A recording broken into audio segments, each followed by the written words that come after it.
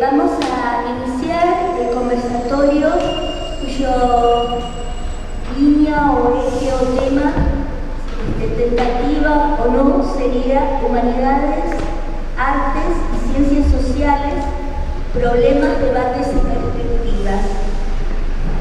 Nos acompañan la doctora Sandra Fernández, la doctora Silvia Morelli, la licenciada Carolina Lardoni, el doctor Cristian Molina y el magíster Alexis Peretricia. Difícil el griego. Bueno, cada uno de ellos va a trabajar y se va a acercar a esta problemática o a estas preguntas y debates, o dar pie para algún debate, o continuar con los debates que tienen que ver con las humanidades, las ciencias sociales y las artes hoy. Y hoy, cuando decimos hoy, también trascendemos las puertas de la facultad, pero también pensamos para el afuera de nuestra comarca, de nuestra región, y también para el adentro de nuestra institución, no solo de nuestra facultad, sino de nuestra institución como universidad. O sea, y también podemos pensar el lugar de estas humanidades dentro de nuestra Universidad Nacional de Rosario. Así es que, habiéndome sido encomendada la tarea de parte del decano Alejandro Vila de moderar este conversatorio, estuvimos reunidos, nuestra reunión de conversación fue mucho más interesante y entretenida de lo que seguramente va a ser este conversatorio, pero de todas maneras haremos lo posible. Convinimos con cada uno de ellos que iba a venir a contarles aquello que sabían sobre lo que se les solicitaba o sobre lo que el título les imponía, aclarando de que, bueno, el título no imponía nada, solamente hacía un recorte. Así la doctora Silvia Morelli va a hablarnos sobre el porvenir de la formación universitaria en Humanidades y Artes, la licenciada Carolina Lardoni sobre los modos de conocimiento en las artes, el doctor Cristian Molina sobre Humanidades y Ciencias, la utilidad de lo inútil, Alexis Peretricia sobre las relaciones humanas y tecnológicas en las artes, y la doctora Sandra Fernández sobre la investigación, educación y vinculación, las tres caras del perfil profesional en el área de las ciencias sociales y humanas. Preferiría, después de esta breve enunciación de lo que cada uno va a hablar, hacer una breve presentación curricular de cada uno de ellos, aunque creo que todos son muy conocidos, pero me parece que corresponde. La doctora Sandra Fernández es doctora en Historia de la Universidad Nacional de Rosario, magíster en Ciencias Sociales de la Facultad Latinoamericana de Ciencias Sociales, es directora del Centro Científico y Tecnológico de Rosario y es investigadora principal de la carrera de investigador científico del CONICET, Argentina. También en este momento se desempeña como profesora titular de la Cátedra del Seminario Regional de la carrera de Historia y posgrado de la Facultad de Humanidades y Artes de nuestra facultad.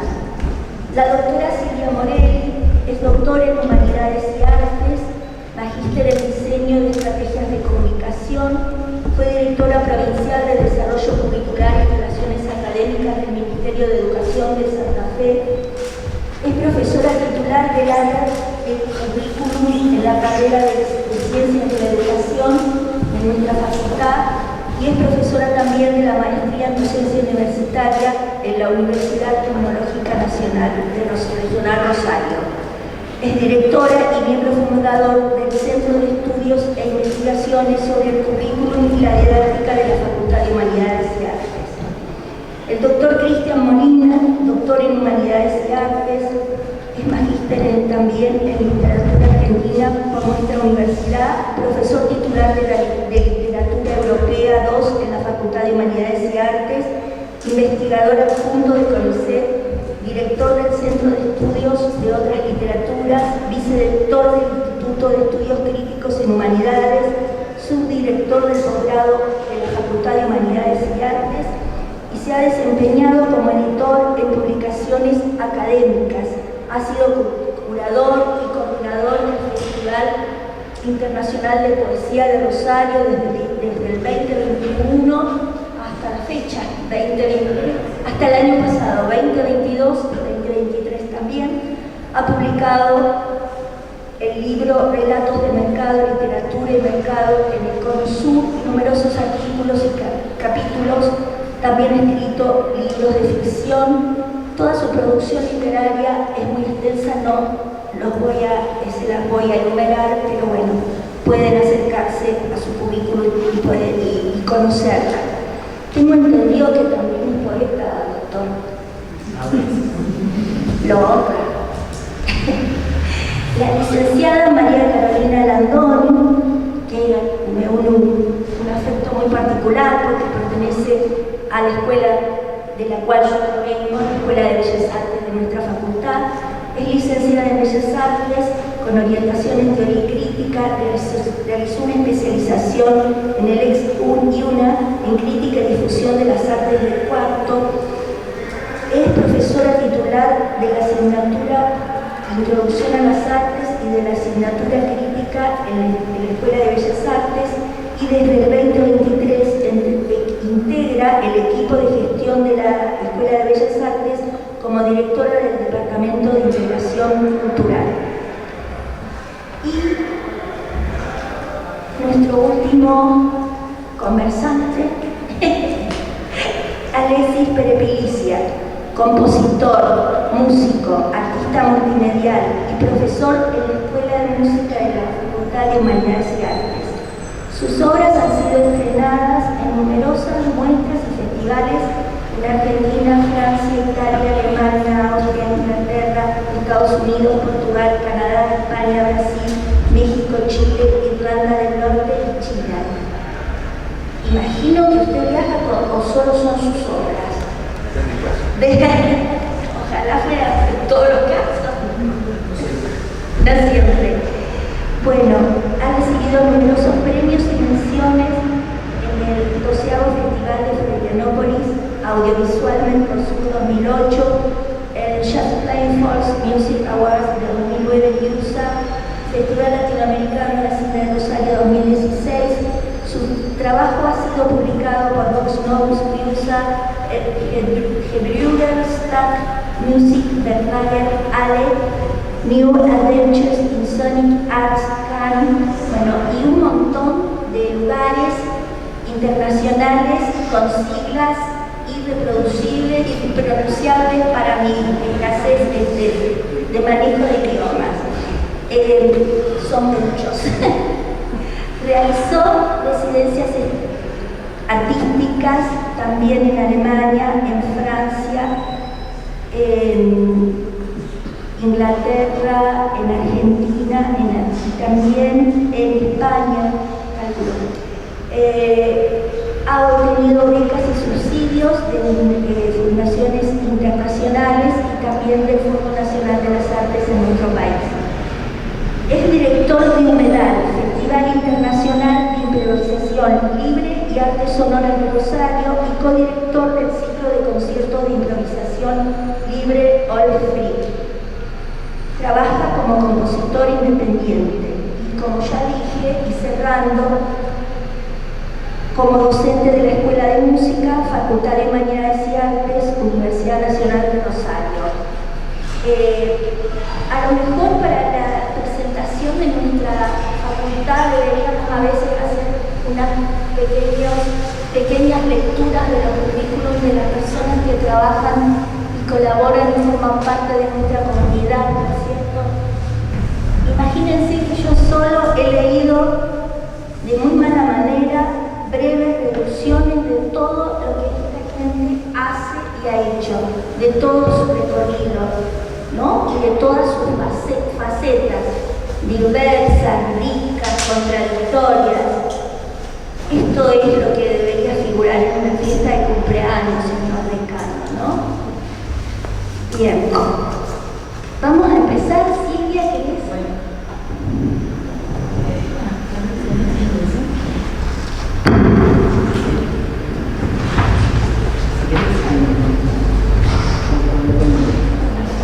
Perfecto. No sé si necesito micrófono, pero lo voy a usar igual. Así hablo más tranquila. Sí.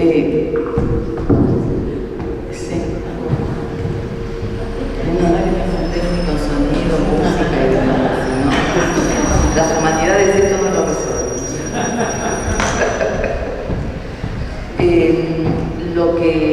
Lo que preparé en 2 breves páginas para después poder discutir tiene que ver con el armado de una asignatura común a todas las carreras de aquí en adelante y por el tiempo que decidamos, que tiene que ver precisamente con la introducción, una asignatura que va a estar en el primer año de las carreras y que tiene que ver con la introducción a ese mundo de las humanidades, las artes y las ciencias sociales. El texto se llama, además, bueno, hay que aclarar que esto se elabora en la coordinación del área de autoevaluación institucional y curricular, donde, bueno, hay todo un equipo trabajando, pero se elabora de manera conjunta con todas las direcciones de escuela y algunas consultas y participaciones en comisiones asesoras e inclusive en el Instituto Crítico de Humanidades, de Estudios Críticos en Humanidades. El porvenir de la formación universitaria en Humanidades y Artes. Cuando finaliza la pandemia, la facultad inicia un proceso para encontrarse a sí misma en los lenguajes del currículo. Extraño lenguaje para la Facultad de Humanidades y Artes. No significa que hasta ese momento no haya habido cambio en los planes de estudio, sino que, a pesar del cambio en los planes de estudio, no se acudía a las gramáticas del currículum universitario. No voy a ahondar en los detalles de la vida cotidiana, pero sí que cuando comenzamos a hacer visibles los documentos curriculares, los aspectos de la formación universitaria de los que éste se ocupa, se hacen evidentes tensiones, demandas y problemas. Una de ellas es la de encontrar al menos una asignatura común para todos los recién llegados a iniciar una de las tantas carreras de grado con las que cuenta la facultad. Lo que, a simple vista, se materializa en una asignatura, dice mucho más que ello. Busca un espacio real y simbólico donde se encuentren estudiantes, docentes, objetos, discusiones, lenguajes y preocupaciones del campo contemporáneo de las humanidades y las artes. En la conversación complicada que implica el currículum surgen los 2 primeros desafíos. El de la articulación entre las humanidades y las artes, que venían olvidadas en el debate institucional, y el de explicar a las ciencias sociales en esa articulación. Como espacio curricular común que da ingreso simbólico al mundo universitario en esta facultad, la asignatura Introducción a las Humanidades, las Ciencias Sociales y las Artes recibe a todos los integrantes en el estudio de las configuraciones, tensiones y debates de estos campos que hoy oscilan entre lo moderno que les dio estructura y lo post que les traza horizontes. Perdiendo centralidad pero ganando diversidad se encuentra el sujeto, ese aclamado objeto de análisis sin el cual perderíamos nuestra condición de intelectuales, artistas, críticos o autores. Como un punto nodal, la recurrencia a la obra es otro de los nexos discursivos de esta introducción. Y la estética, como condición filosófica, artística y cultural, aporta a la gramática de la hospitalidad y la solidaridad en la formación pública. Una refundación de lo liminar permite ingresar a la Facultad de Humanidades y Artes por la calle Entre Ríos, por la calle Corrientes, por la calle Beruti o por la calle Montevideo. Ingresar a las humanidades, las ciencias sociales y las artes artes es un camino sin retorno. Es el inicio de otra relación con el mundo. Una condición que, al decir de Derrida, seguirá siendo sin condición. La puesta en valor del currículum es el armado colectivo de un lenguaje ficcional, artificial y móvil que, asociado a lo que Painter denomina las historias intelectuales y las circunstancias presentes, dan lugar a la formación universitaria con la marca de las humanidades y las artes. Lenguaje ficticio, el del currículum, más parecido a la sensibilidad social que a los apuntes de clase. Eso sí, no hay currículum hecho de antemano. No hay currículum que ya esté escrito. Tampoco está guardado en un cajón, porque, como texto colectivo, contiene las voces de quienes conviven en la facultad. Simplemente hay compromiso para mejorar la formación de quienes deciden ingresar por alguna de sus puertas a la Facultad de Humanidades y Artes. Gracias.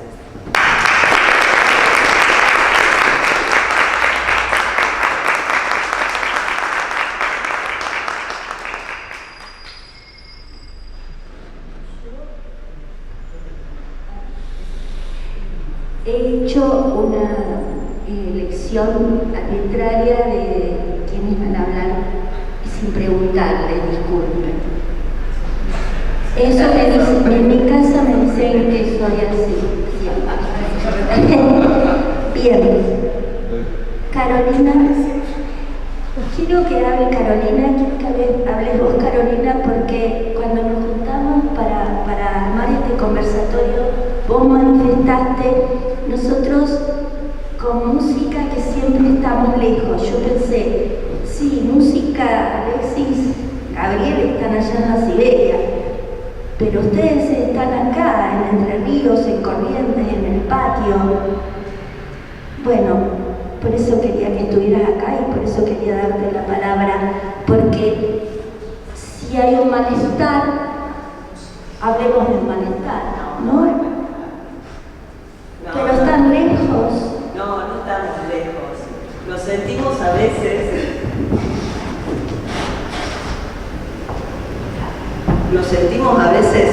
Ahora hablo. Sí, desarrollado. Pero no, el tema es que nos sentimos muchas veces que invadimos otros espacios y en realidad es un espacio de convivencia y de hermandad, las humanidades y las artes.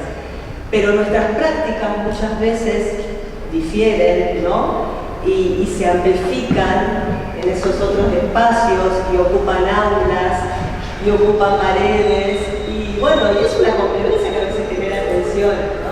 En esa diversidad que también tiene riqueza, por supuesto, pero en ese sentido es la distancia también. Y bueno, tiene que ver un poco con el... ¿Me escuchan bien? Con el micrófono.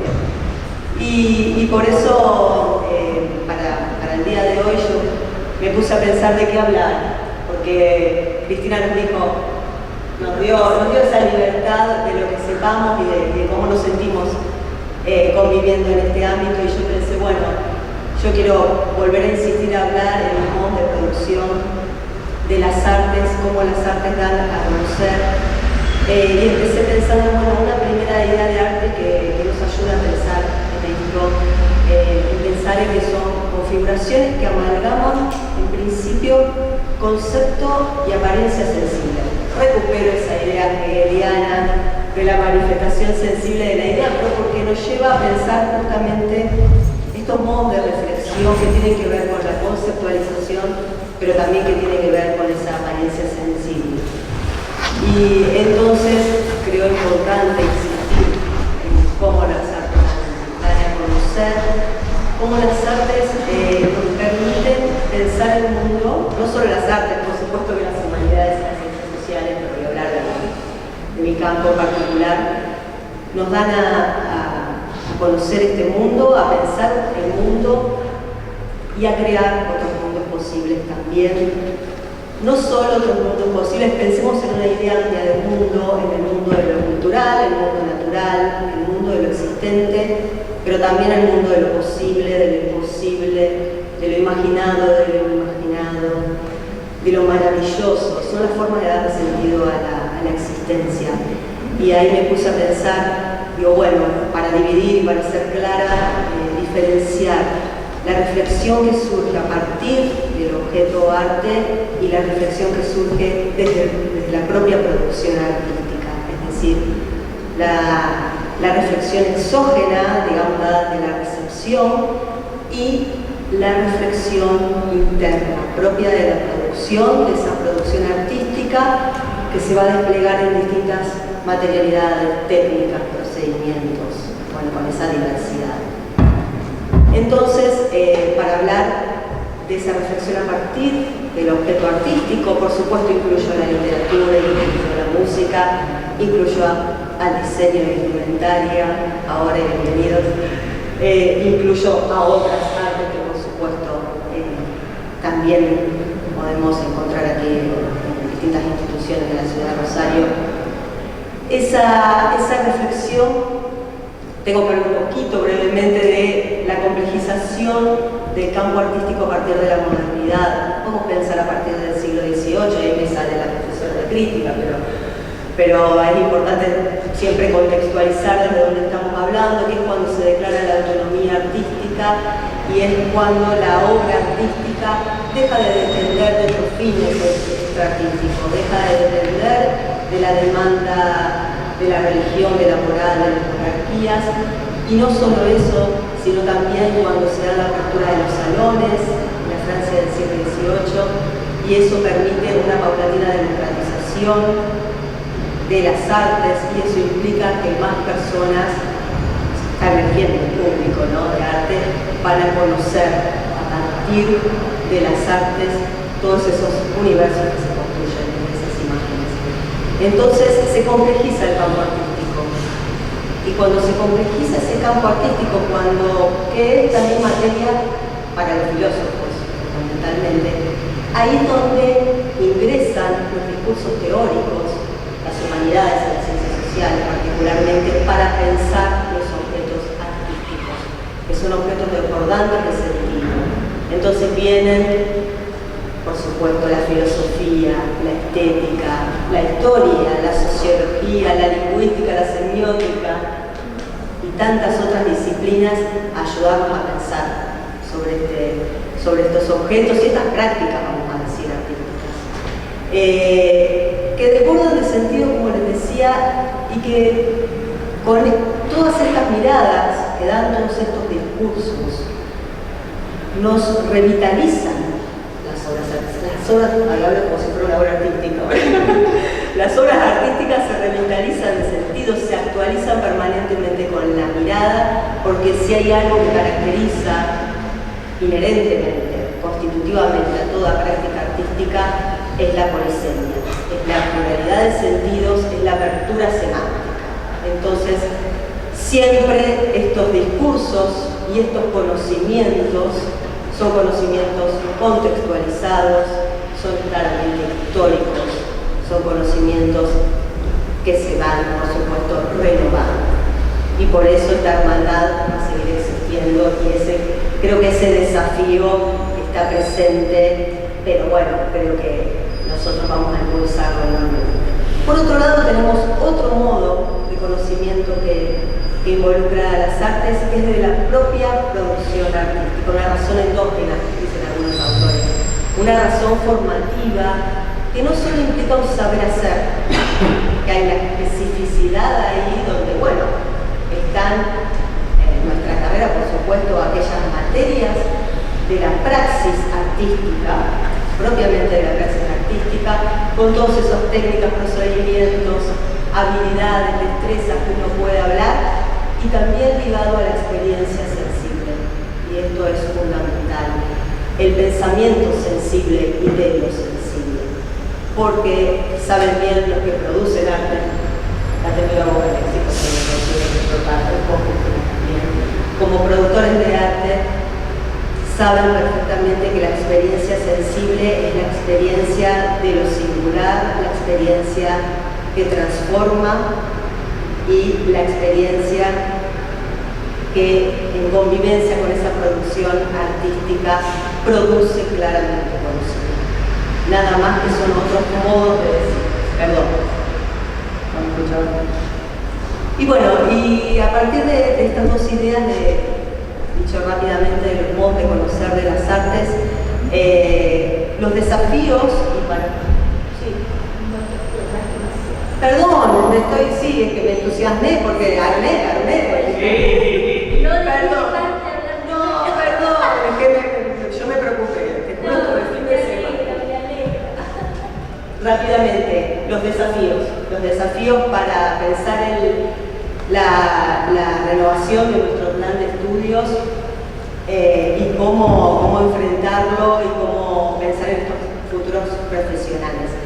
Decir que claramente la contemporaneidad artística nos trae grandes desafíos, porque bueno, cómo pensar esta convivencia en estos distintos discursos y en las nuevas prácticas artísticas que nos exceden la visualidad. Entonces, ¿qué se va a convertir en una carrera? ¿No? Tenemos que pensarlo, cómo ampliar ese universo, ese campo de lo visible. Yo pensé algunos desafíos. El primero, cómo las artes se posicionan en la transformación de las subjetividades debido a lo que se llama la digitalización de la vida, a la racionalización tecnocientífica. Cómo formar profesionales que también sostengan este pensamiento sensible, no solo la reflexión teórica.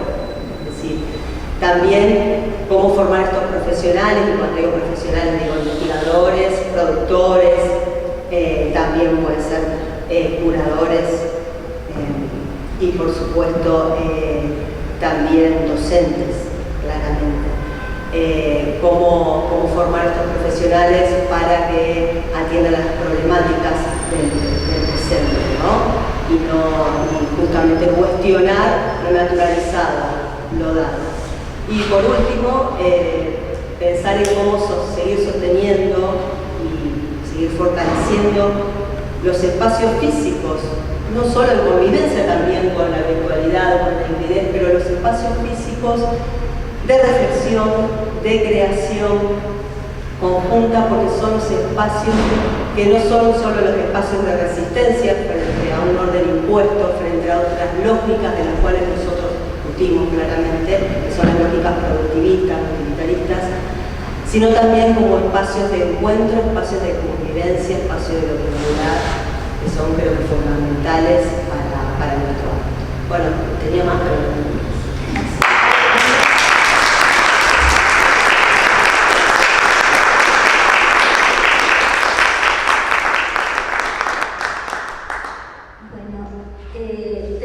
Lo tenía muy pensado quién iba a ir después de cada uno, pero ahora que los voy escuchando se me cambió todo. Claro, está bien, no se puede planificar nada. ¿Querría Sandra? Bueno,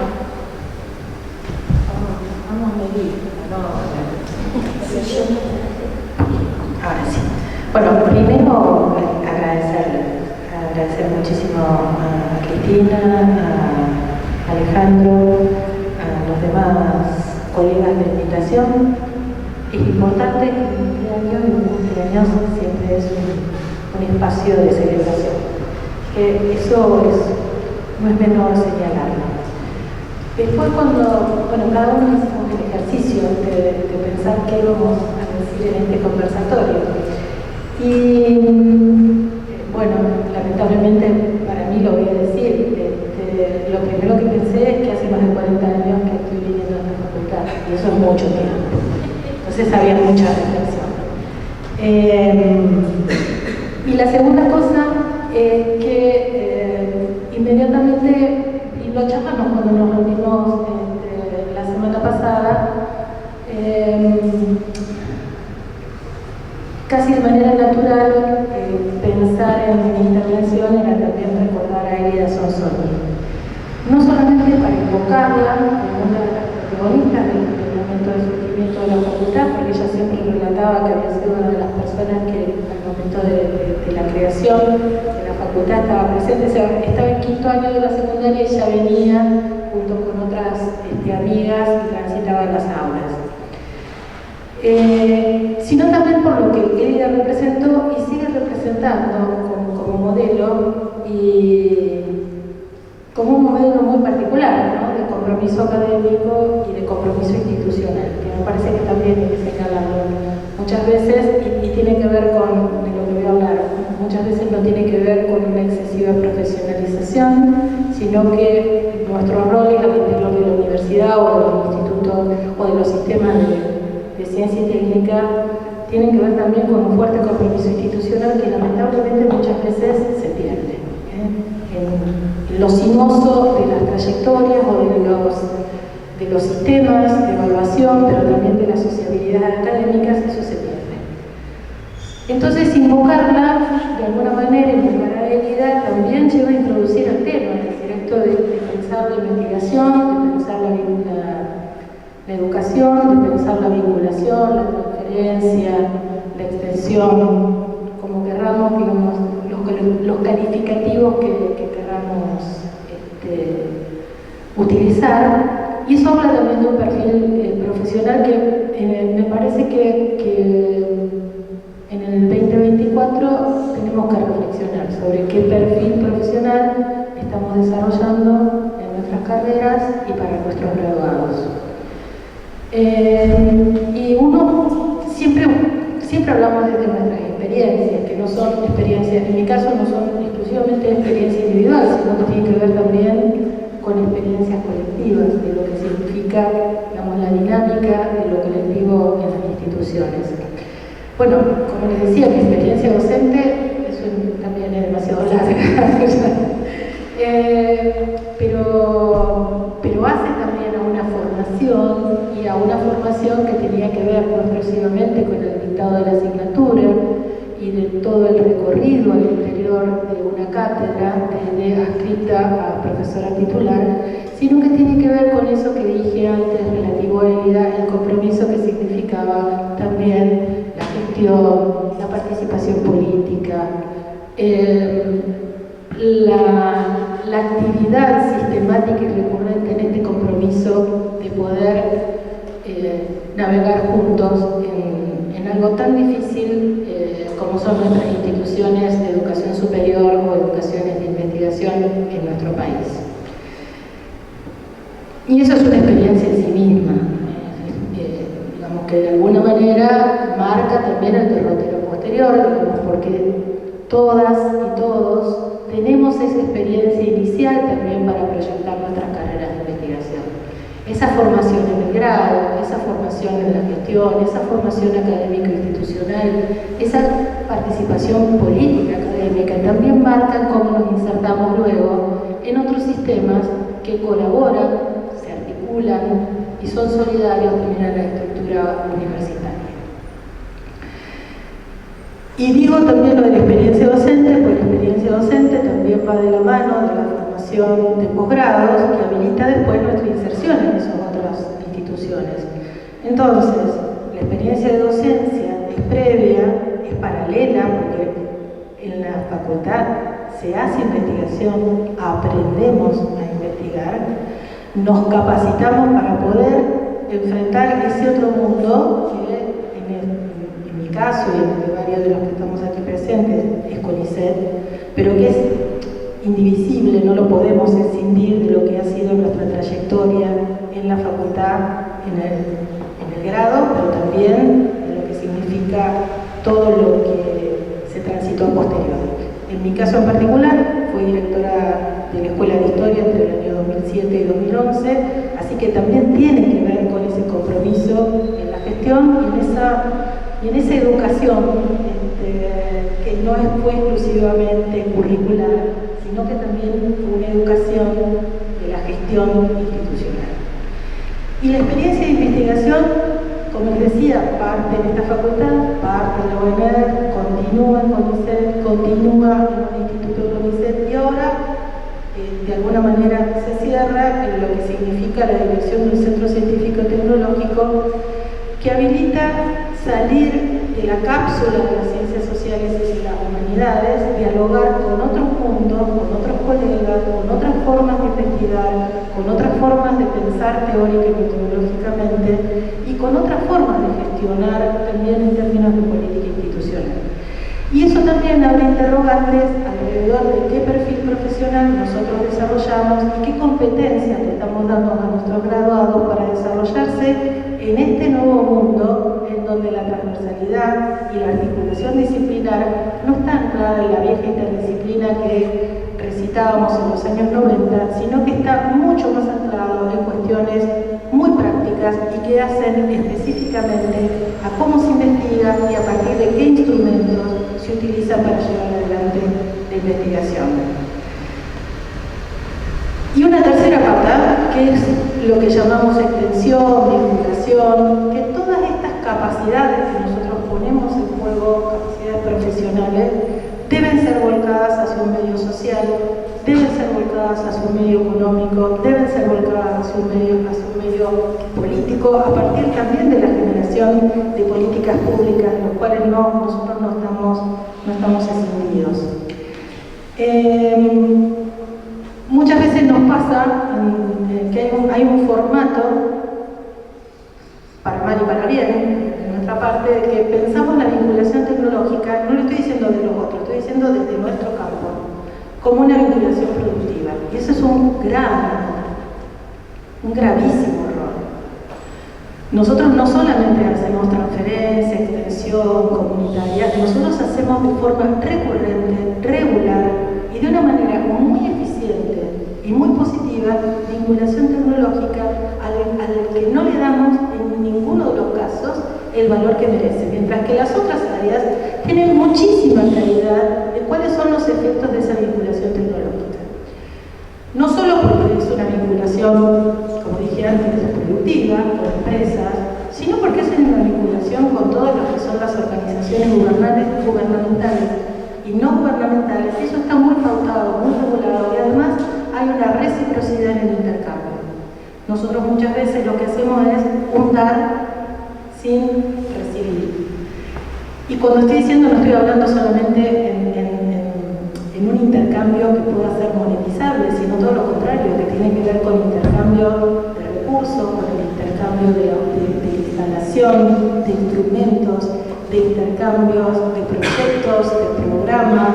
Bueno, eso hay que trabajarlo muchísimo y hay que incorporarlo de una manera mucho más temprana a la formación de nuestros graduados. El balance, para no extenderme de los 10 minutos. Nuestros graduados tienen dos salidas habitualmente y estamos muy estandarizados: la salida educativa, la salida en investigación.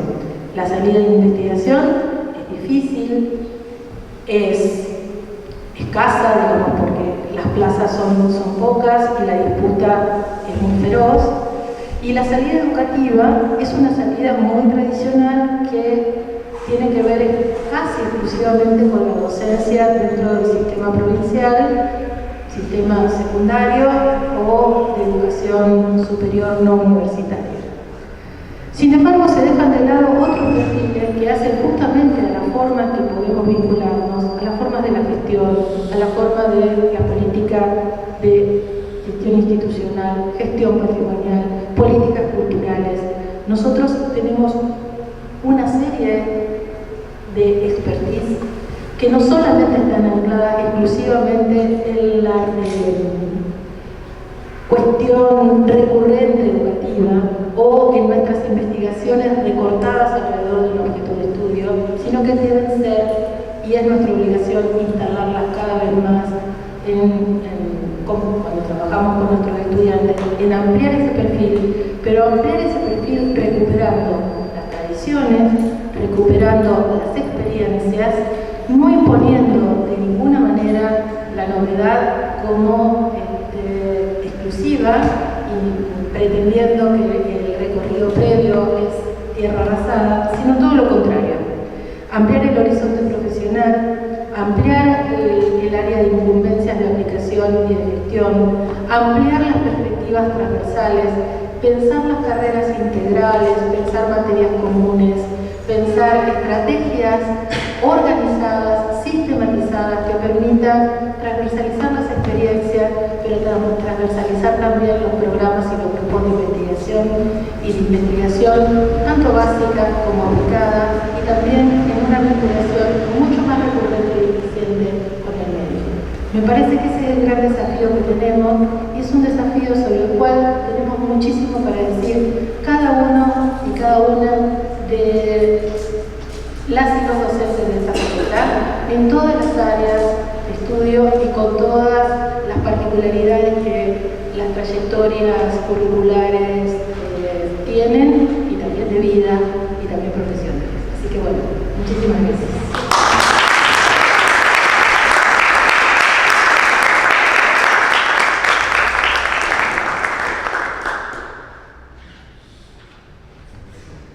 Bueno, no le va a tocar a Cristian. Es muy sencillo que retome la palabra de Sandra, no, le va a tocar a Alexis.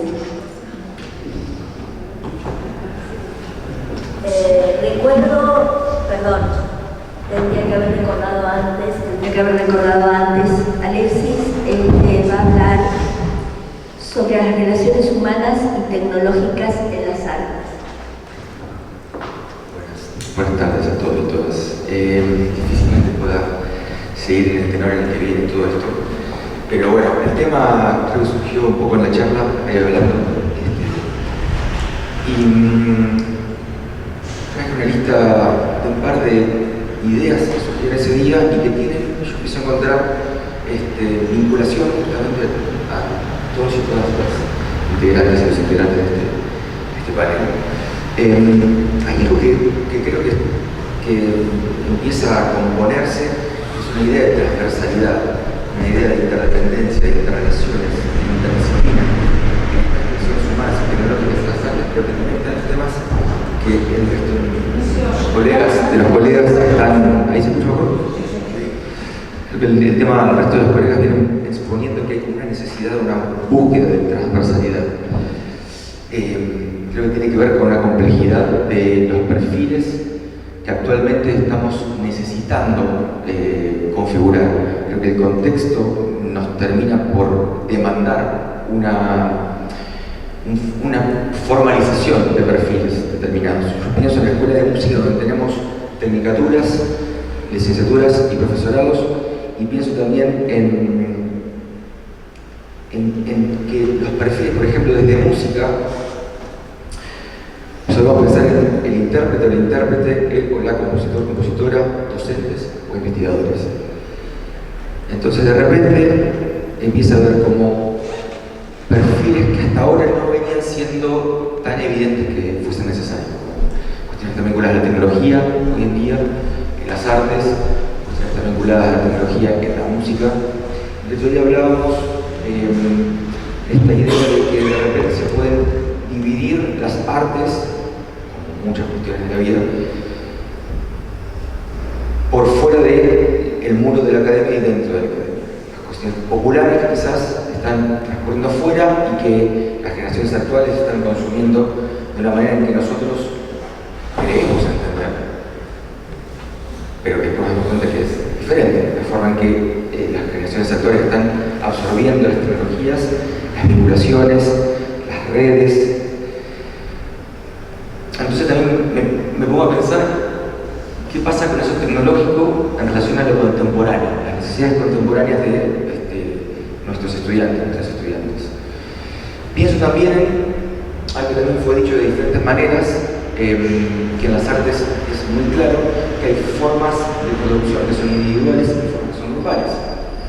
Entonces esas grupalidades a veces nos han llevado a cruzar de disciplina, cruzar de departamento e intentar seguir apelando a una transversalidad, a una interdependencia entre disciplinas, estas relaciones justamente entre departamentos.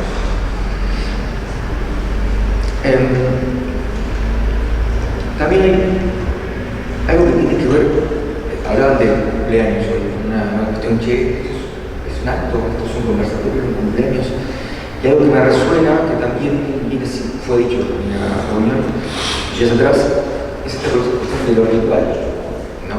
Que también un poco tiene que ver con la virtualidad, como de repente esa virtualidad aparentemente está diluyendo las ritualidades, las está reconfigurando. Quizás podríamos apelar a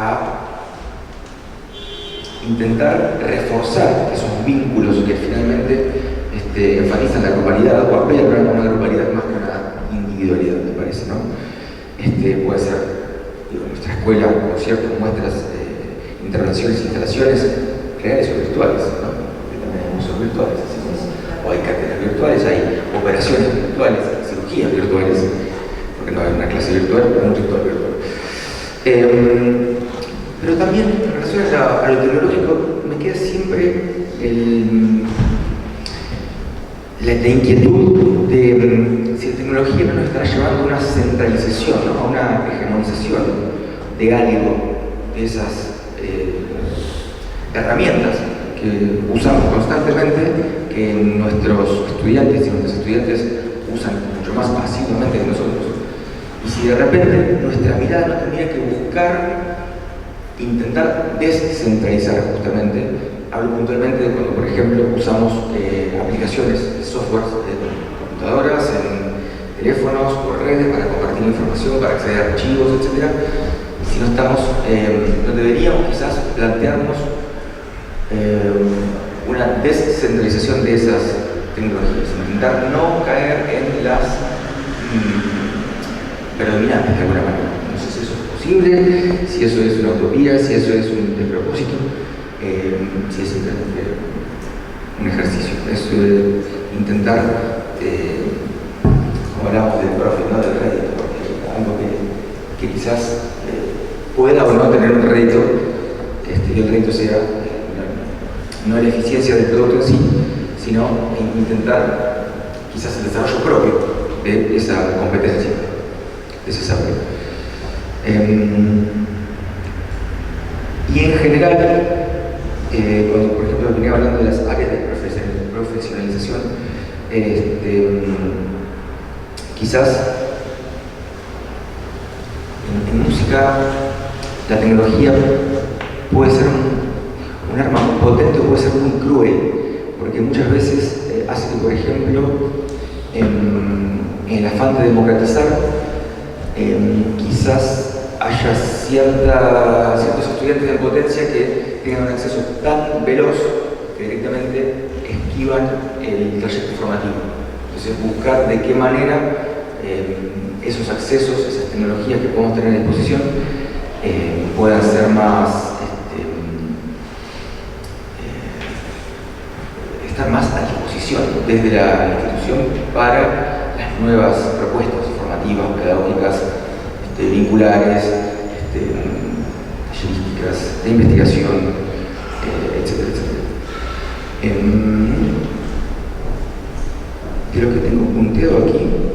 Lo último que me quedaría es una idea que también comenté al pasar el otro día, que es esta cuestión de la experimentación, que quizás en esta transversalidad o interdisciplinaridad podríamos pensar en bloques que permitan a los estudiantes, las estudiantes, quizás buscar diferentes formas de experimentación que pueden ser en la disciplina, en la formación o en las tecnologías mismas.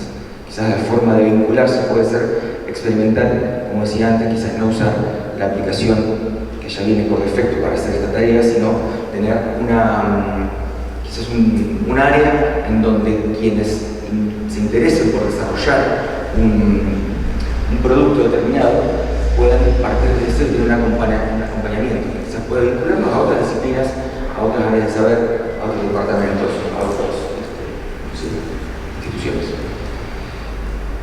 Eso es más o menos lo que yo me había planteado como relaciones humanas y tecnológicas en las artes para compartir con mis colegas aquí presentes. Gracias.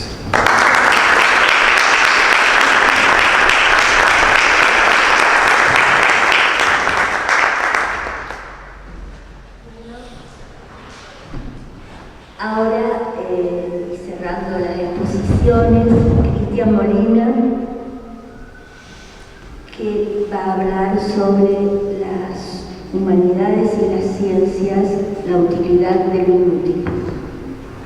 Sí, bueno, Gracias a Cristina, a Alejandro, a todos los organizadores y a ustedes por resistir, por ser la resistencia mínima hasta el final. Por supuesto que yo no puedo evitar escribir, vengo de la literatura, no voy a leer obviamente todo, pero ya que estamos en la transversalidad, una parte la voy a leer. Nada, preparé este texto un poco en función de lo que veníamos charlando la última vez. Voy a poner el cronómetro, perdón, si no me voy a pasar, no quiero que ocurra. Pero también un poco en función de algunas cuestiones que se fueron dando en los últimos tiempos, que ya es una larga existencia, algo que también aprendí gracias a Sandra Contreras en el trabajo con el IECH y también con Sandra en algunas representaciones que hicimos desde el CCT.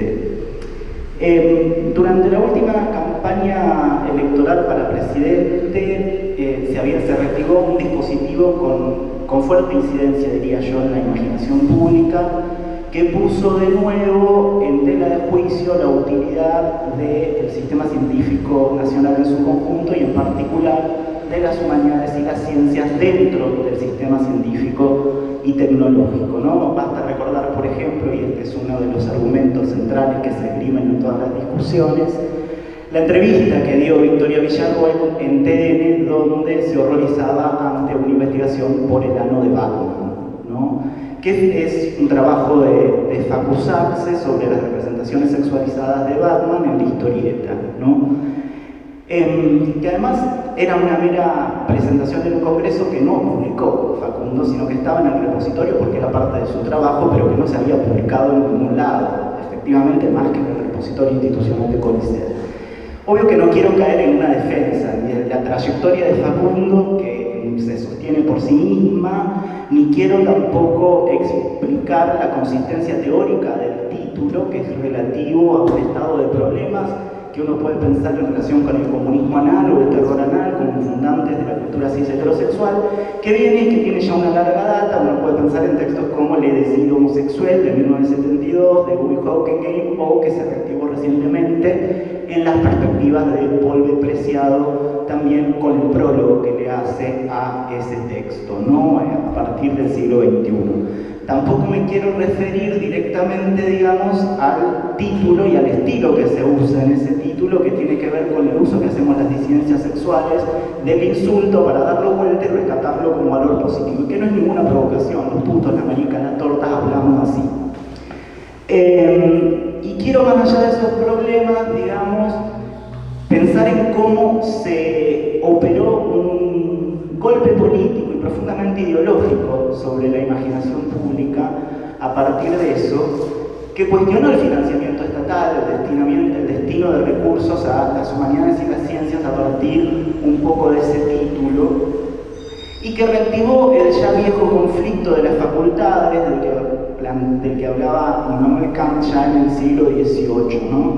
Entonces lo inscribió en una larga duración, pero que hay que situar también como una insistencia en un corto lapso de tiempo, porque esa insistencia se dio en todas las gestiones anteriores. Basta recordar, por ejemplo, el Plan Nacional de Ciencia, Tecnología e Innovación 2030, todas las discusiones que se dieron en torno a ese plan, en la gestión incluso anterior al macrismo, que continuaron después, pero que relegaron a las humanidades, a las artes y a las ciencias sociales a un lugar casi accesorio y casi inexistente dentro, por ejemplo, de los temas estratégicos, ¿no? Es decir, dentro de ese Plan Nacional de Ciencia y Tecnología 2030, nuestras disciplinas no son útiles, no importan. Confieso también que un poco la idea de utilidad e inutilidad la tomé de un libro y de primero un breve ensayo de Abraham Flexner, que se llama La utilidad de los conocimientos inútiles, que es del 39, y que reutilizó Nuccio Ordine en La utilidad de lo inútil, manifiesto de 2013. Flexner fue uno de los pedagogos fundadores de Princeton. El otro, Ordine, es actualmente uno de los filósofos más destacados en los estudios del Renacimiento y sobre todo en la obra de Giordano Bruno.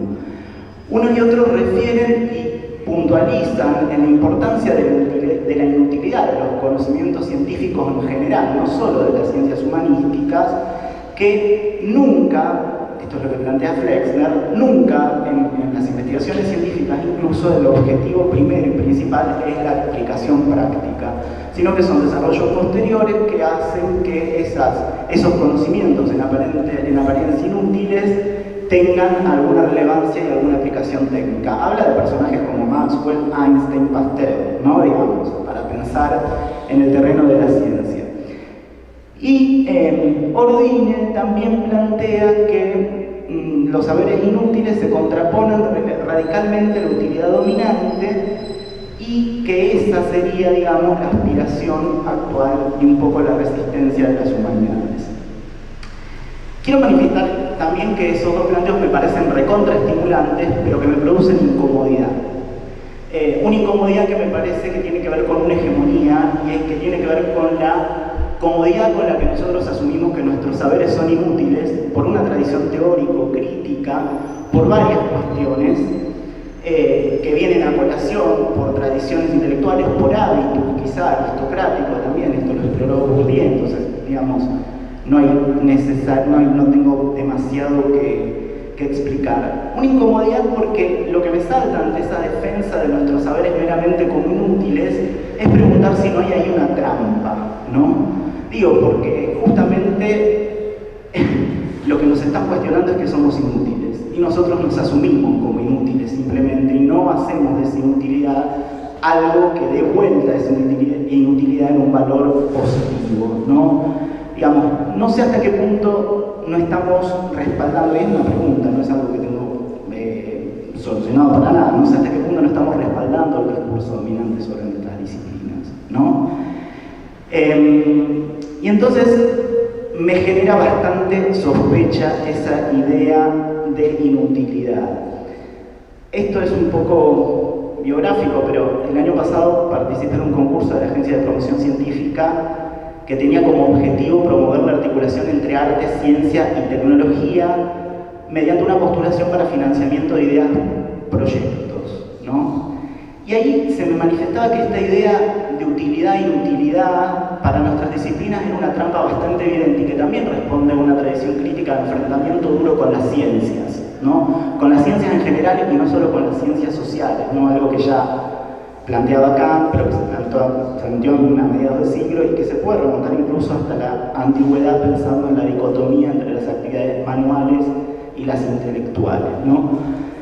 Pero lo que me generó angustia en esa experiencia era que nuestras disciplinas, las humanidades, que uno pensaba como más propensas al intercambio, a la fluidez de conocimientos, caían en una trampa que era que no podían dar cuenta de la articulación con el pensamiento científico, ¿no? Y que el pensamiento científico funcionaba de una manera meramente instrumental, ¿no? Y lo contrario no ocurría. Las otras disciplinas hacían justificaciones artísticas impresionantes de sus trabajos y ponían en una integración descomunal lo científico con lo artístico, ¿no? Recuerdo, por ejemplo, una experiencia que era pintura con hongos y lo que había era todo un desarrollo teórico sobre una obra viva y cómo esa obra viva generaba al mismo tiempo conocimiento científico, ¿no? Por ejemplo.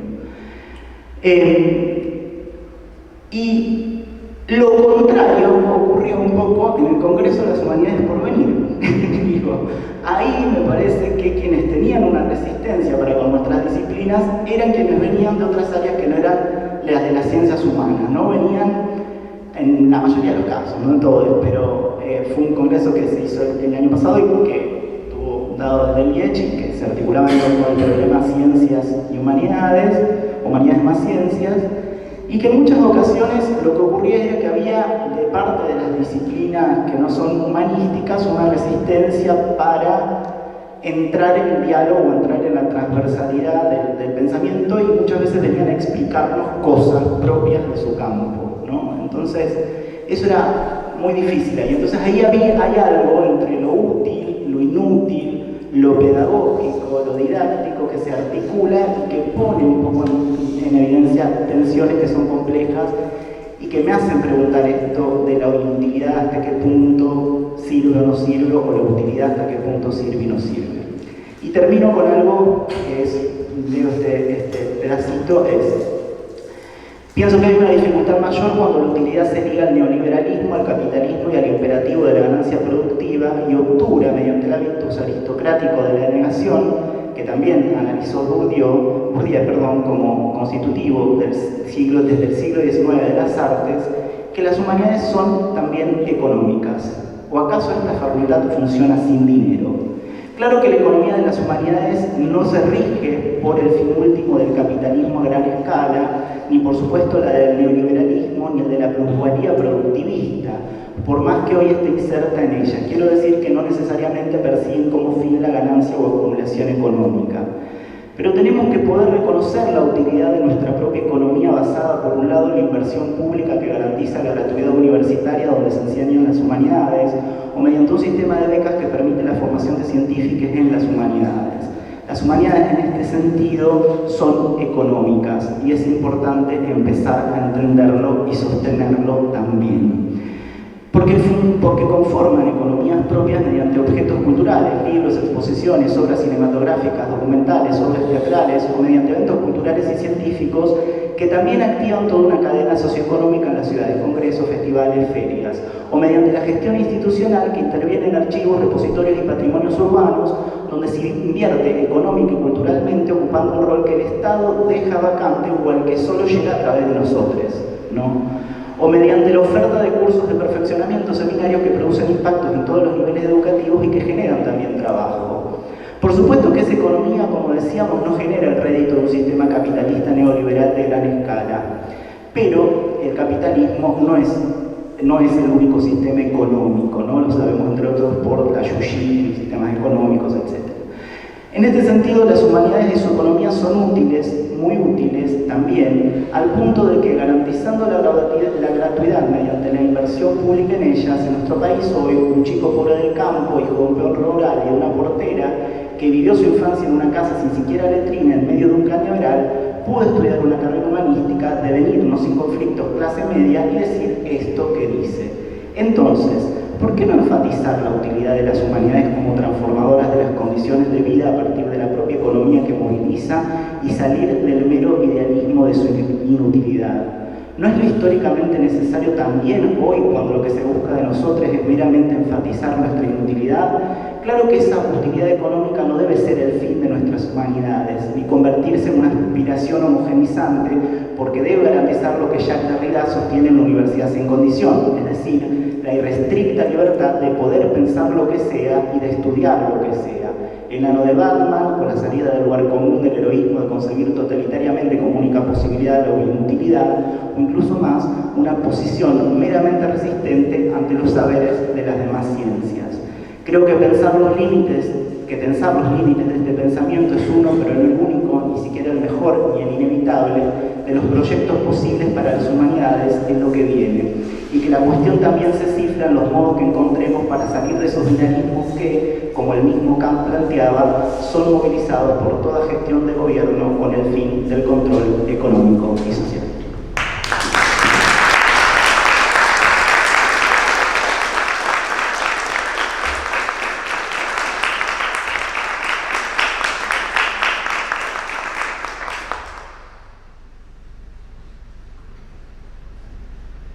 Bueno, quisiera preguntarle al público si quieren hacer preguntas.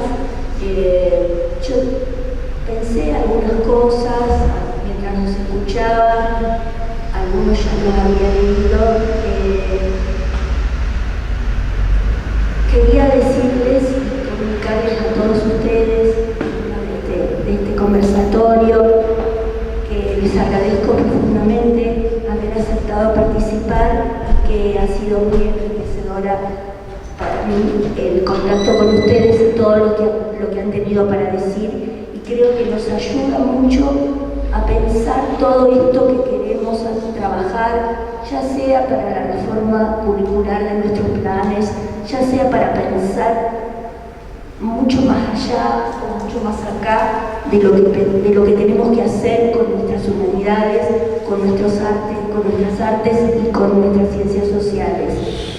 De pensar que estamos mucho más, escucharlos a cada uno de ustedes, que aparentemente hablan de cosas muy distintas y estamos hablando todos de lo mismo. Eso lo siento cuando los escucho y cuando voy hilvanando en mi cabeza cada cosa que ustedes dicen. Quisiera preguntarles si ustedes quieren hacerles preguntas y si no, yo le diría alguna cosa a cada uno para que ellos nos sigan aportando cosas interesantes. Si me dicen, acerco el micrófono. Muy breve, primero agradecerles a los panelistas, a Cristina por la organización.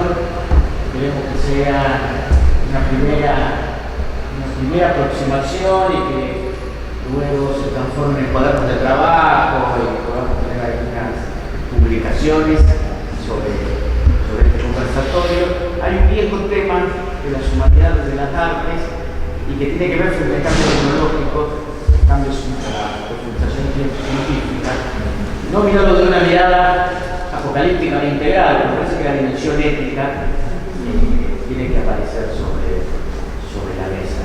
Y en este sentido, pensar cómo piensa, digamos, la transformación social, la revolución tecnológica, la expansión del conocimiento científico y bueno, la ética de un núcleo preventivo, podemos decir, en un punto. ¿Cómo juega esa relación? Sí, Alejandro, y a propósito de esto que decís, cómo juega la ética, yo creo que se ha hablado de ética también acá, porque cuando Sandra empezó su alocución diciendo que para hablar de estas cuestiones había pensado mucho en Elías Solzoni, hablaba de una forma de hacer docencia, una forma de hacer investigación, una forma de hacer gestión, una forma de hacer extensión, una vida entera transcurriendo en este interior y saliendo afuera con la misma dedicación. Yo escuché un podcast donde hablaba Sandra previamente, hablar con ella, y ella hablaba de aquella generación a la que ella pertenecía cuando el inicio de la democracia terminaban sus carreras y decidieron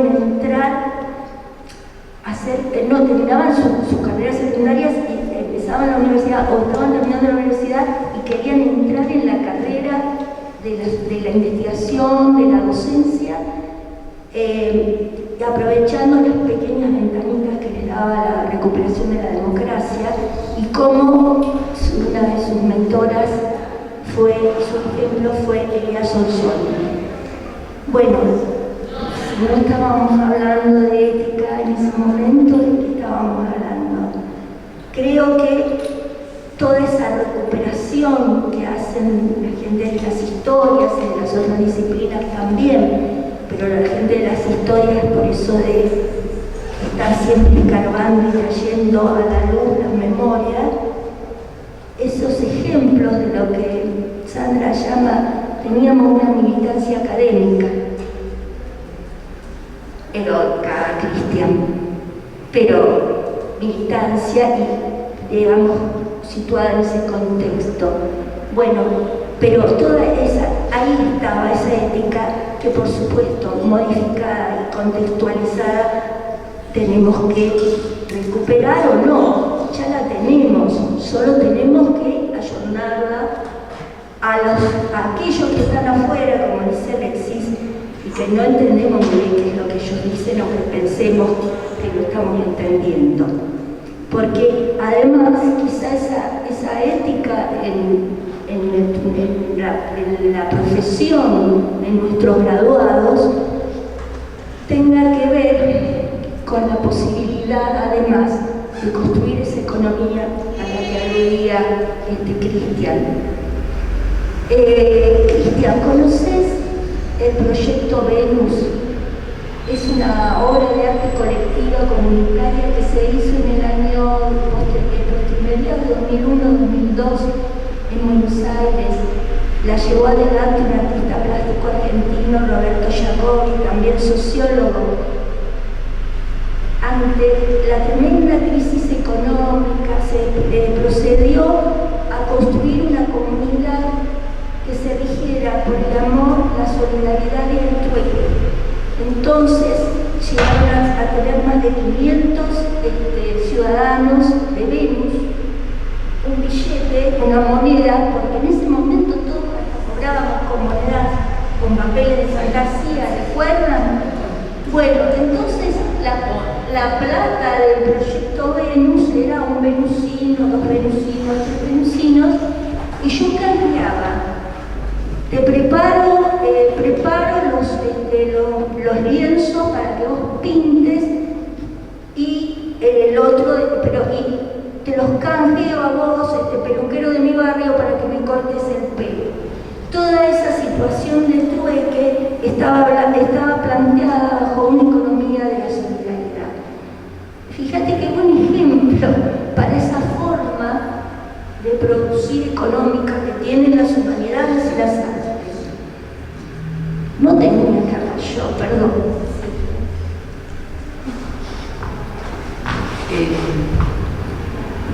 Recuperando la pregunta de Alejandro y las cuestiones que se hablaron acá en el conversador, acá en el panel que organizamos, ¿no? A mí me interesaría, para pensar los desafíos y para pensar de acá al futuro, digo, al porvenir, qué hacer en la formación de grado de esta facultad con la amplitud de carreras y con el crecimiento que sigue teniendo respecto de las carreras de grado. A mí me gustaría tomar algo de la inutilidad de la que habló Cristian, porque yo lo vinculo con la profecía autocumplida, ¿no? En determinado momento, fines del siglo XIX, principios del siglo XX, el positivismo dice la ciencia social crítica es inútil.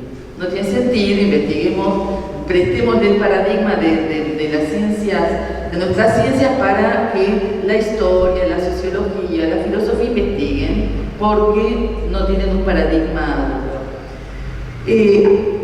Durante todo el siglo XX, las ciencias sociales y las humanidades autocumplieron el mandato de la inutilidad al tiempo de... acá esto sí es un recuerdo de la Facultad de Humanidades y Artes, principios de los 90, cuando aparece la categoría propio producido, la preocupación de los estudiantes de Humanidades y Artes era que no tenían producciones para ofrecer, para mostrar, para confiar, ¿no? Entonces, ¿cómo nos hacíamos cargo de la materialidad de la producción y de la materialidad de la formación en las humanidades?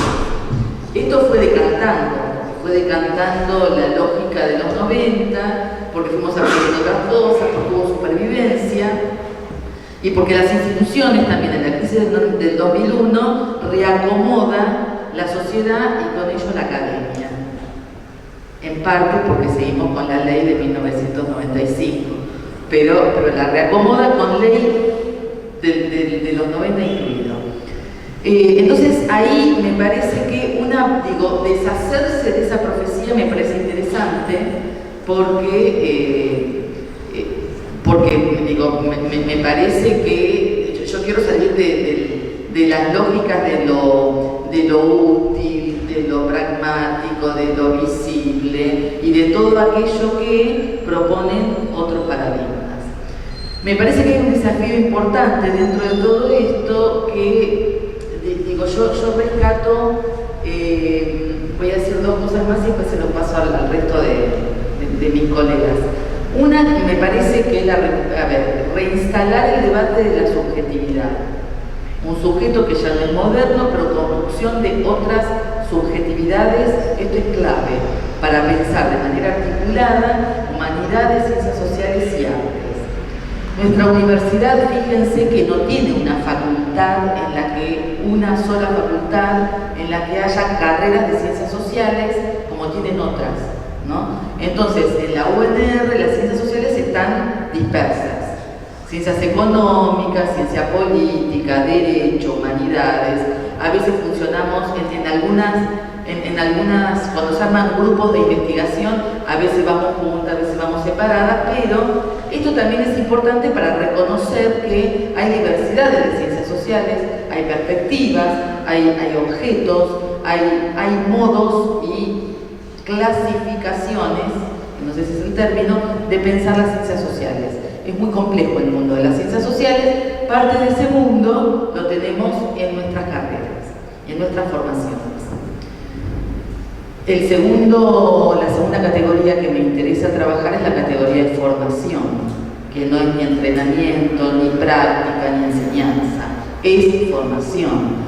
La formación es una mixtura entre la formación interior, autodeterminada, un sujeto de las humanidades y las artes, un sujeto universitario, estudiante, docente, llegan con autodeterminación, digo, nadie nos manda, nadie nos trae y nos deja en la puerta de la facultad para que estudiemos todos los días, ni nadie supervisa qué tal la carrera, qué tal el trabajo, ¿no? Esto tiene que ver con ese proceso interior que nos autodetermina estar acá y no en otro lugar, escribir lo que escribimos y no escribir otras cosas. Pero también tiene que ver con un proceso de vínculo pedagógico, de trabajo con el otro. Yo la pedagogía la entiendo como una relación asimétrica, donde hay diferentes modos de saber. Es una relación asimétrica entre sujetos que tienen un saber y sujetos que tienen el deseo del saber del otro. Si yo no tengo el deseo para escuchar al otro, para que el otro me transmita lo que sabe, no lo escucho, no hay vínculo, no me quedo en la clase, no me quedo a escucharlo, no lo leo, no lo percibo, no veo qué es lo que está haciendo. Esto en la pandemia lo que hace es esta relación que históricamente en la universidad el que tenía el saber era el docente y el deseo del saber debía tenerlo el estudiante.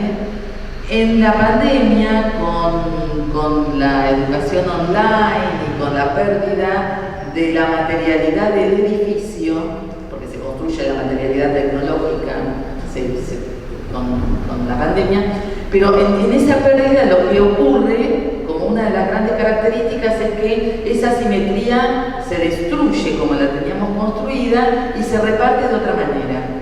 Todos sabemos algo y todos tenemos deseo de saber otras cosas, que la tiene el otro, ¿no? Entonces ahí se refunda el vínculo pedagógico, que creo que es el que hay que mantener para las nuevas formaciones, ¿no? Aprovechar, digo, esto de la post-pandemia tiene la característica de la hibridez de lo que ya teníamos, más lo que aprendimos en pandemia, y en parte de esto, esta otra cuestión pedagógica, esta otra relación pedagógica. Y después, de lo que decían Carolina y Alexis, digo, la relación, lo tecnológico es tan histórico como la rueda, pero se ha refutado y el siglo XX tuvo así como una maximización de lo tecnológico. De esto hay regueros de tinta escrita, pero que los momentos actuales esto se redefine, ¿no? Y cada vez con más fuerza. Y entonces me parece que las humanidades y las artes tendríamos que preguntarnos, para la formación universitaria, ¿qué hegemonía construyen las tecnologías en este momento? ¿No?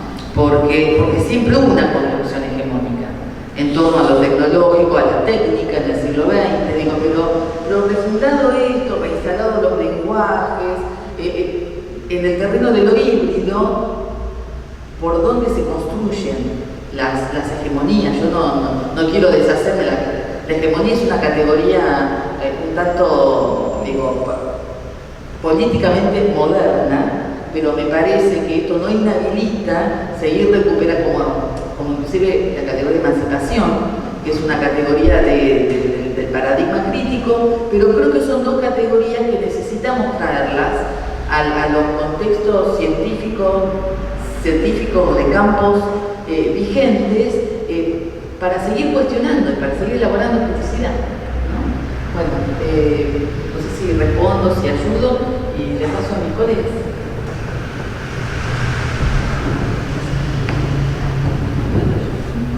Bueno, yo estaba escuchando atentamente todo lo que se viene diciendo y a mí me parece que en esta reflexión también hay que analizar el panorama no exclusivamente desde lo retórico, muchas veces hay un progresismo retórico que dice mucho y hace poco, sino digamos desde una recuperación de la praxis.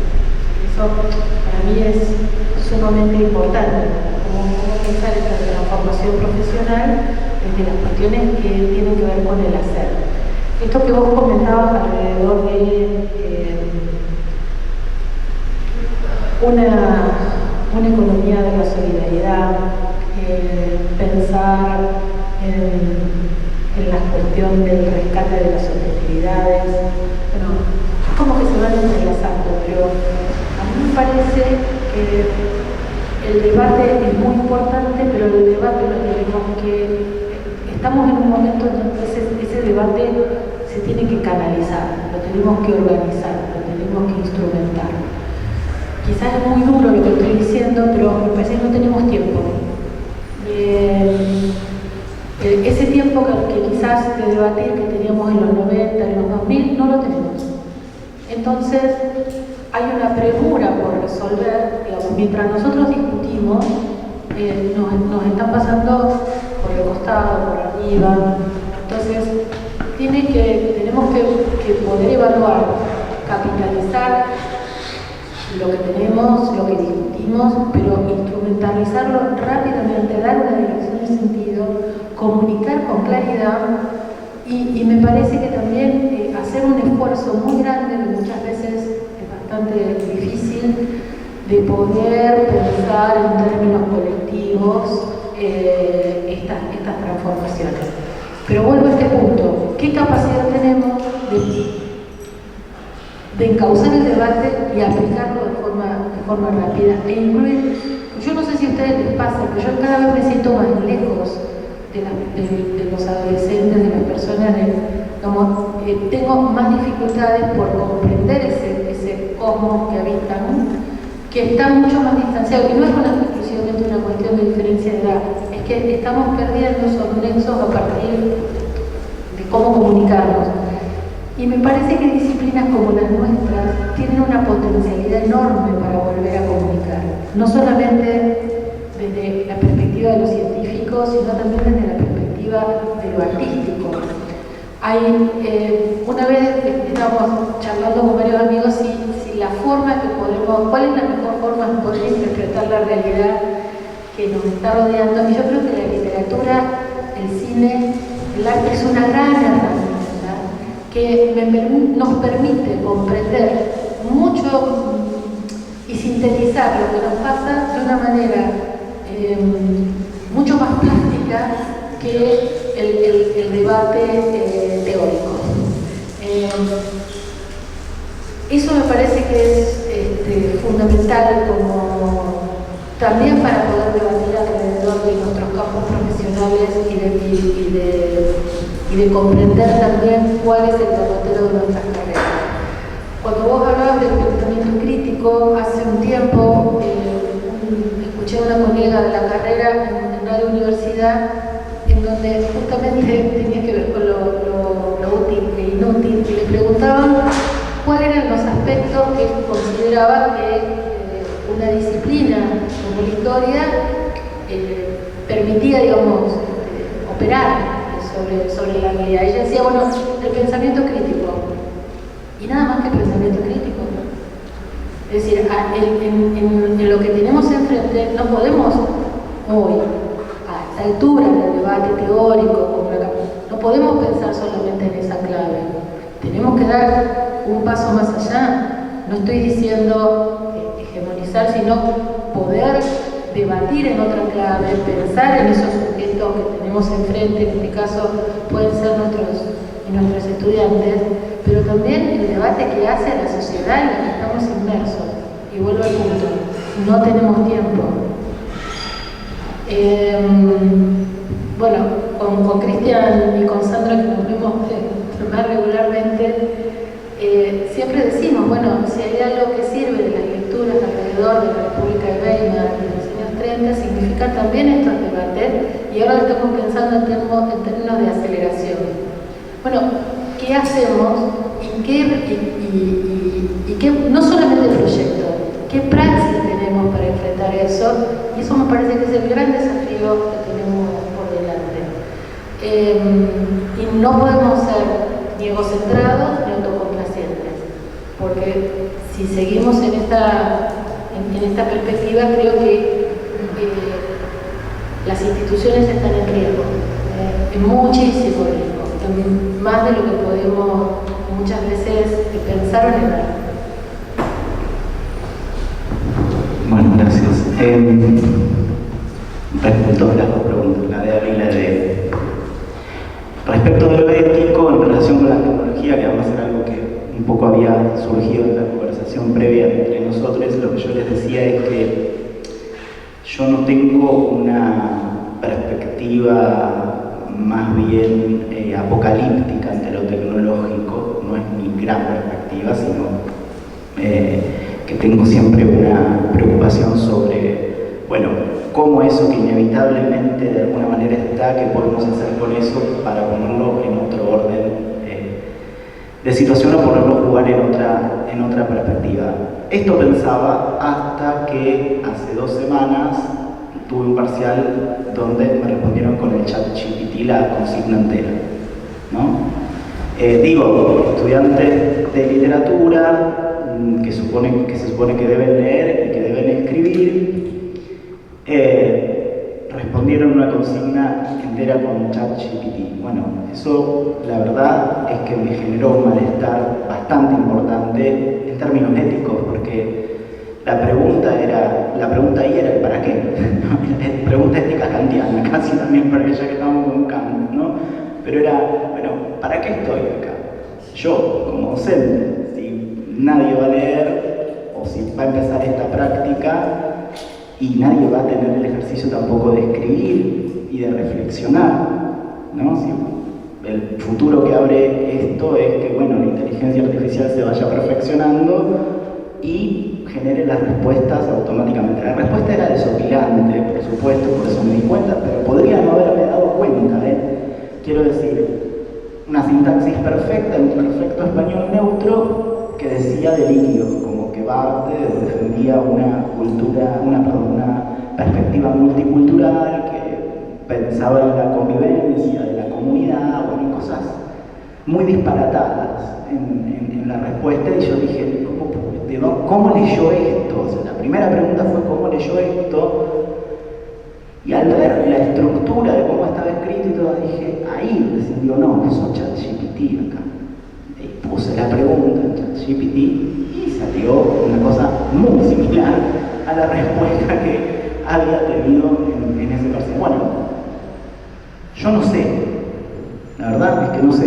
Lo único que sé es que hablé con los estudiantes, que me parece importante restituir el diálogo, hacer esta pregunta: ¿para qué estamos acá?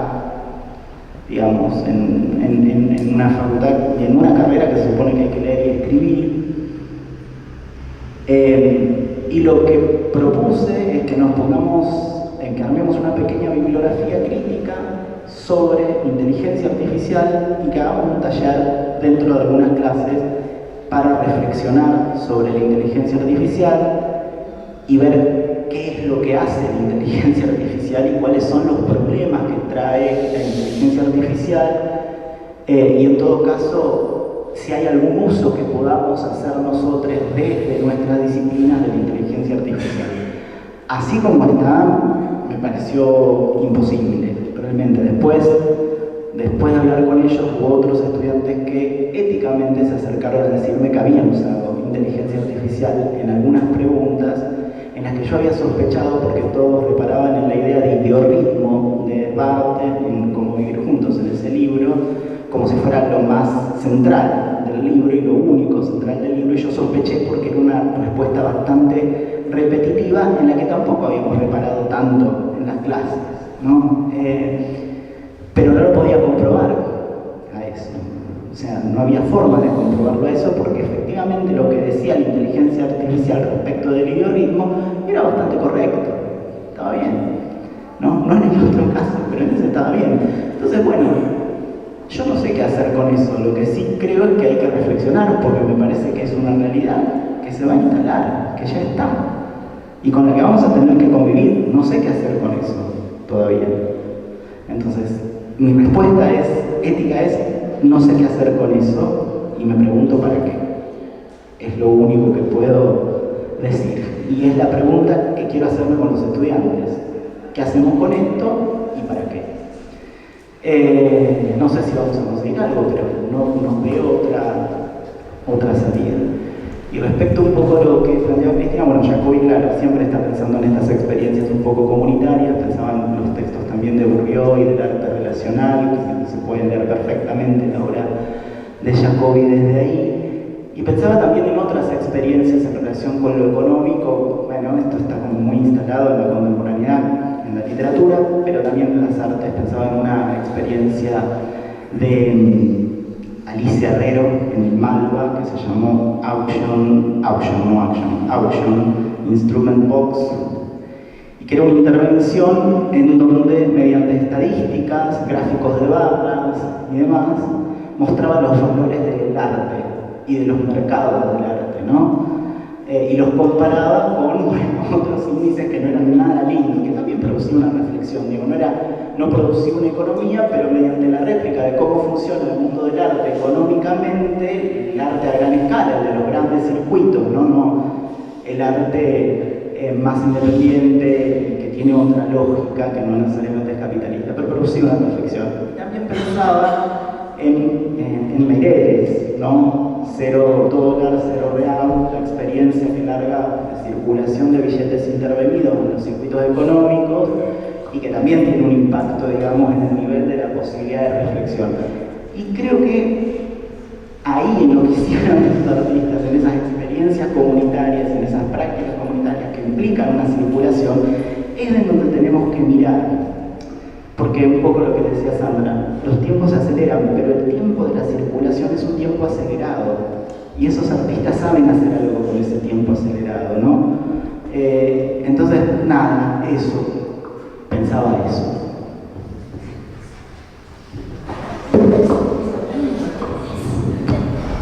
¿Artistas les hablaron a ustedes? No. Una cuestión que me parece que es interesante para poner imagen, un gráfico, algo que está circulando, es esta plataforma que se llama Spotify, que es una producción musical.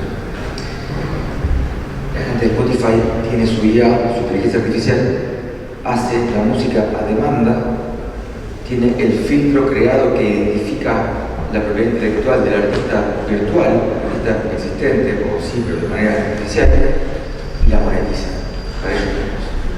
Entonces ellos tienen su máquina que genera la música, la reproduce la cantidad si necesaria para monetizar una cifra y cobra la cantidad.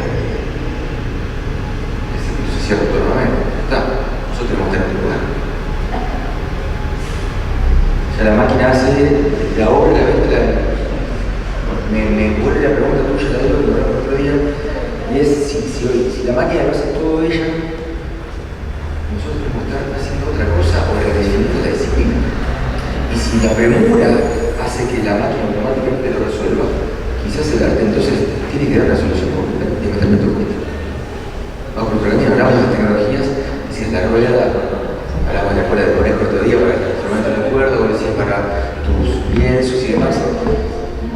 Y si no, nosotros, por ejemplo, en algunas de las materias usamos, o yo uso inteligencias artificiales como para hacer control de calidad de código. Hacemos un programa que creemos que tiene que hacer algo y le pido a la IA que me chequee si realmente estoy haciendo lo que quiero que esté haciendo. O al revés, le pido escribir un texto, escribir un texto de determinada manera y después lo controla para cotejar si ese binomio es operativo o no. Y después cosas que le digo a los y las estudiantes es si la máquina es un asistente, usémosla como asistente, es una revolución industrial, tenemos una máquina de exposición. Entonces la cosa tiene que dar un rédito a quienes queremos creer algo, me parece.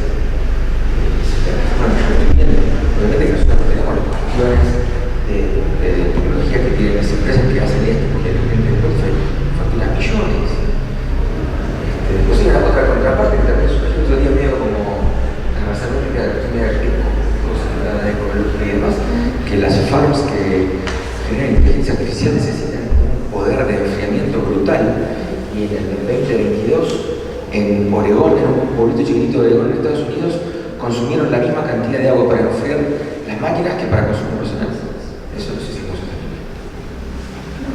Entonces otra contraparte, es un emplazamiento, está genial, si vos me das el resultado que necesito, si vos me vas a competir de igual a igual como docente acá, pará, muchachos y muchachas, hagan un ensayo por IA, y aquí viene lo vemos desde un punto de vista monitor, y nos formamos como monitores, un punto de vista creativo, me está haciendo una sombra, es una competencia legítima, la máquina, me está poniendo a prueba de qué manera, me está pidiendo que yo mire para dónde, me está escribiendo, cuando escribimos a la, como le decía en el caso de músicas históricamente se han hecho.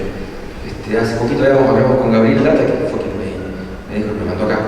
Y hablamos que es un instituto de investigación muy importante que hay en París, que se llama IRCAM, que es un instituto que fundó Pierre Boulez, un compositor Nobel del siglo XX, una luminaria.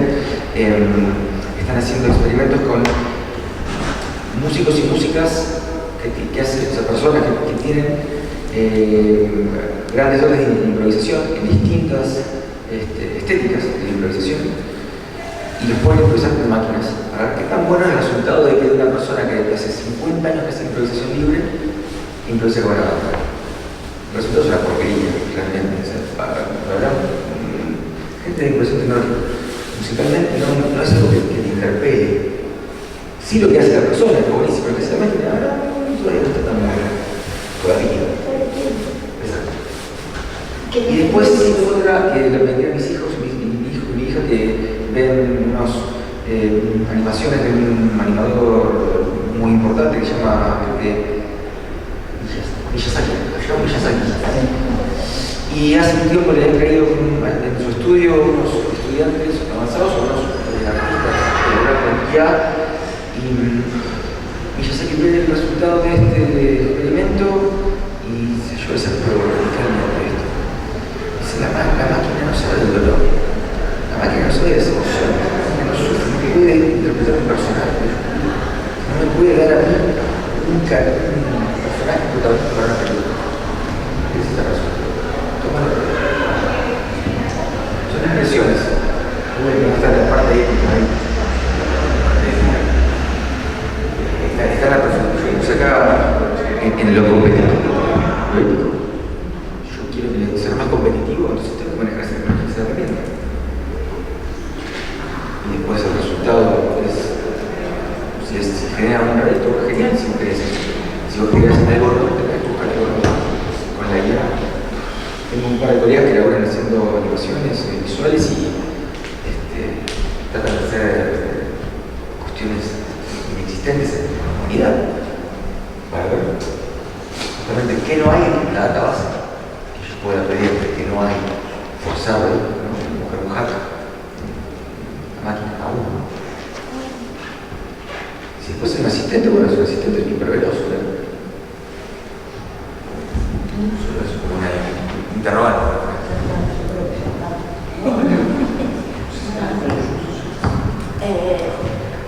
Hemos llegado al lugar donde solo nos queda para los consumidores de memes el meme con la imagen de Sarah Connor que nos mira con desprecio y dice: mirá cómo te mira Sarah Connor mientras vos estás boludeando con la inteligencia artificial.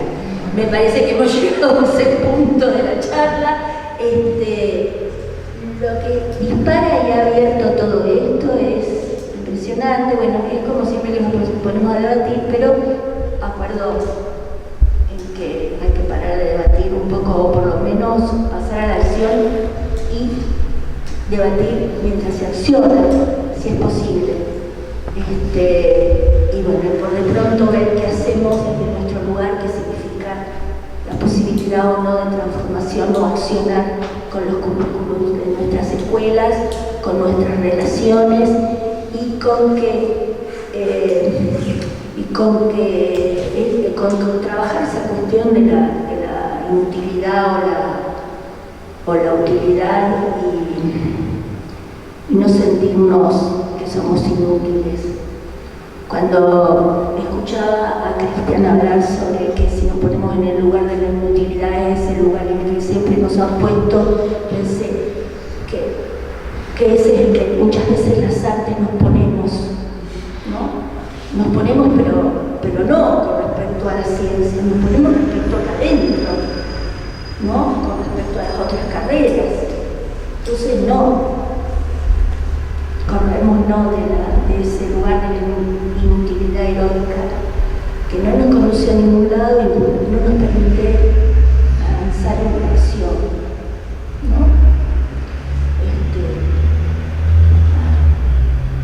¿Alguna pregunta? Agradecemos.